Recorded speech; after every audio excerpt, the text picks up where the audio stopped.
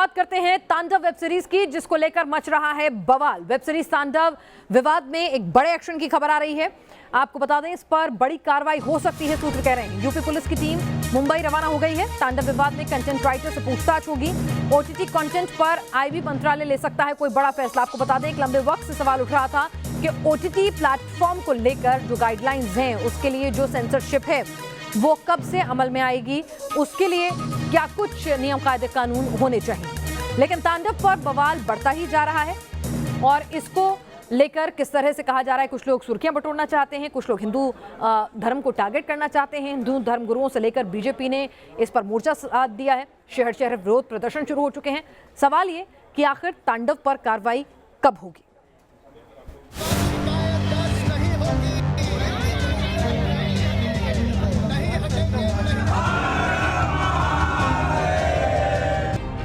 Web series तांडव के खिलाफ देश भर में गुस्सा भड़कता ही जा रहा है। पब्लिसिटी पाने के लिए हिंदू धर्म की भावनाओं से खिलवाड़ के खिलाफ अब गुस्सा सड़कों पर नजर आ रहा है।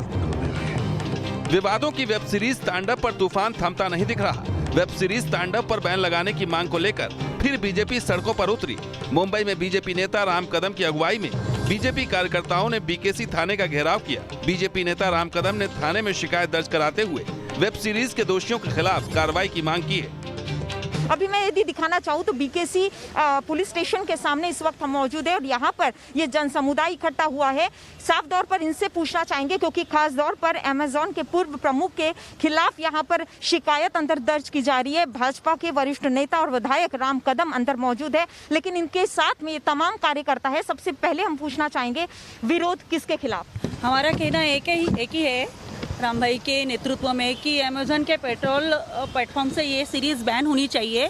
जो हिंदू देवताओं का अपमान हुआ है, हम सब इस आंदोलन में सहभागी है कि ये सीरीज बैन होनी चाहिए। मुंबई में तांडव पर बवाल मचा तो वहीं लखनऊ में तांडव के कंटेंट हेड पर एफआईआर दर्ज हो गई। वेब सीरीज तांडव पर धार्मिक भावनाओं को भड़काने का आरोप है।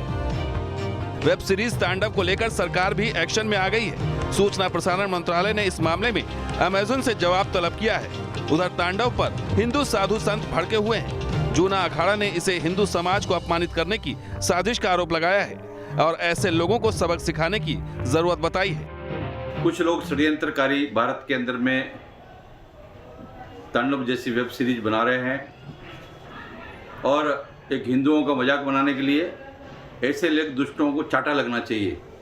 जो भी हिंदू कहीं मिले तो ऐसे व्यक्तियों को तुरंत चाटा लगाइए।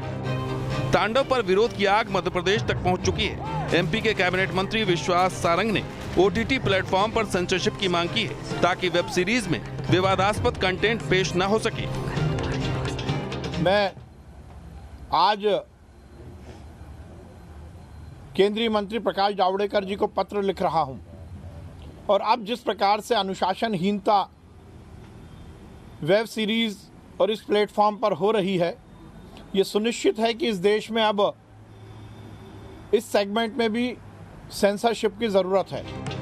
दरअसल तांडव के विवादित डायलॉग और उस सीन पर बवाल मचा है, जिसमें एक्टर जीशान अयूब यूनिवर्सिटी के एक फंक्शन में भगवान शिव के भेष में दिखाई दे रहे हैं। हिंदू देवताओं पर आपत्तिजनक टिप्पणी करने पर पूरा देश उबल रहा है, लेकिन अब तक न तो तांडव पर रोक लगाई गई है और न ही आरोपियों के खिलाफ कोई कार्रवाई की गई है। ऐसे में सवाल यही है कि आखिर ऐसे लोगों को अभिव्यक्ति की आजादी के नाम पर हिंदुओं की धार्मिक भावनाओं की छूट कब तक दी जाती रहेगी।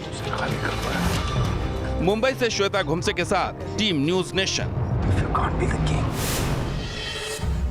और हमारे साथ हमारे रिपोर्टर्स इस वक्त जुड़ चुके हैं। दिल्ली से संवाददाता रविकांत राय और मुंबई से श्वेता घुमसे इस वक्त हैं।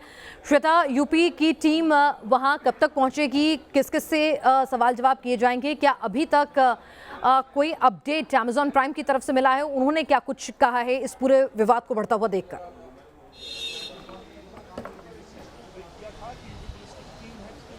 देखिए पिनाज, विवाद बहुत ज़्यादा बढ़ चुका है, क्योंकि न सिर्फ महाराष्ट्र की बात करें लेकिन देश के तमाम राज्यों में कहीं ना कहीं विवाद बहुत ज़्यादा हो चुका है। और ऐसे समय में जो है वो वेब सीरीज तांडव के पोस्टर जलाए जा रहे हैं। लेकिन सबसे ज़्यादा गुस्सा यदि देखा गया और शुरुआत यदि गुस्से की गई तो वो महाराष्ट्र के मुंबई में राम कदम ने इस मामले में जो है वो शिकायत दर्ज की। और अभी भी अमेज़न दफ्तर के सामने इस वक्त मैं मौजूद हूँ और अमेज़न दफ्तर के अंदर मीटिंग जो है वो चल रही है। मीटिंग में साफ तौर पर दोनों दोनों जो पक्ष है, खासतौर पर राम कदम और उनके कार्यकर्ता और अमेजॉन की ओर से पूरी जो टीम है वो मौजूद है। बातचीत का दौर जारी है। आखिरकार राम कदम की ओर से ये बयान भी दिए जा रहे हैं, ट्वीट कर वो जानकारी देने की कोशिश कर रहे हैं कि हम कतई पीछे हटने के लिए तैयार नहीं है। और ऐसे समय में पिनाज 4 सदस्य पुलिस सदस्य की टीम जो है वो लखनऊ से मुंबई की ओर रवाना हो चुकी है। जो जानकारी सामने आ रही है 1 से 1.5 घंटे में टीम यहाँ पर पहुंचेगी। खासतौर पर अमेजॉन हेड कंटेंट जो है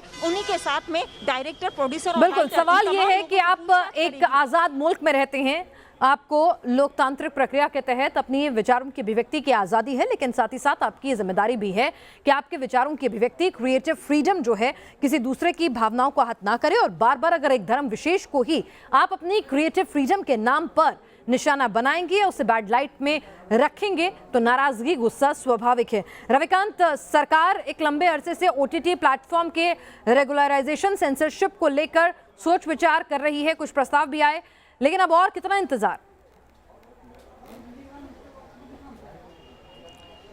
देखिए पिना, जब से इस बारे में सूचना प्रसारण मंत्रालय को जानकारी मिली है, कई कंप्लेन भेजे गए हैं, उसके बाद से मिनिस्ट्री पूरी तरीके से अलर्ट मोड पर है।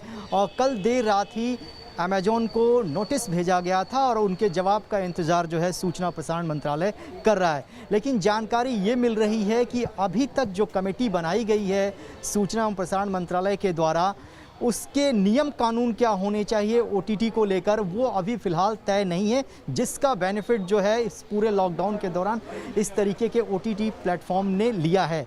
अब तांडव को लेकर क्या कुछ कार्रवाई होगी, इस बात को लेकर तमाम तरह की बातें अधिकारियों के द्वारा सूचना प्रसारण मंत्रालय को दी गई हैं। खुद प्रकाश जावड़ेकर ने सुबह 11:30 बजे एक बैठक ली थी, लेकिन इंतज़ार किया जा रहा है कि रिटन रिप्लाई क्या होता है प्राइम वीडियो की तरफ से। क्या वो माफ़ी मांगते हैं, उस कंटेंट को डिलीट करते हैं, उसके बाद ही सूचना प्रसारण मंत्रालय ये तय करेगा कि किस तरीके की कार्रवाई इनके खिलाफ की जाए। लेकिन अलग अलग राज्यों में जिस तरीके से प्रतिक्रियाएं आ रही हैं, अलग अलग राज्यों के मंत्री, नेता सूचना प्रसारण मंत्रालय को खत लिख रहे हैं। ऐसे में आने वाले दिनों में OTT को रेगुलेट करने के लिए जो कमेटी बनी हुई है वो बहुत तेज़ी से काम करेगी और उसके नियम, कायदे, कानून बनाए जाएंगे। जिस तरीके से फिल्में रिलीज़ होती हैं उसी तरीके से OTT के कंटेंट को रेगुलेट करने के लिए कमेटी है। और आने वाले दिनों में इस तरीके के वल्गर सीन ना आए, कंटेंट आपत्तिजनक ना हो, इसको लेकर सरकार पूरी तरीके से गंभीर है और ये सुनिश्चित करेगी कि भविष्य में इस तरीके की घटनाएं ना हों। जी, इस तमाम अपडेट के लिए श्वेता आपका और रविकांत आपका शुक्रिया।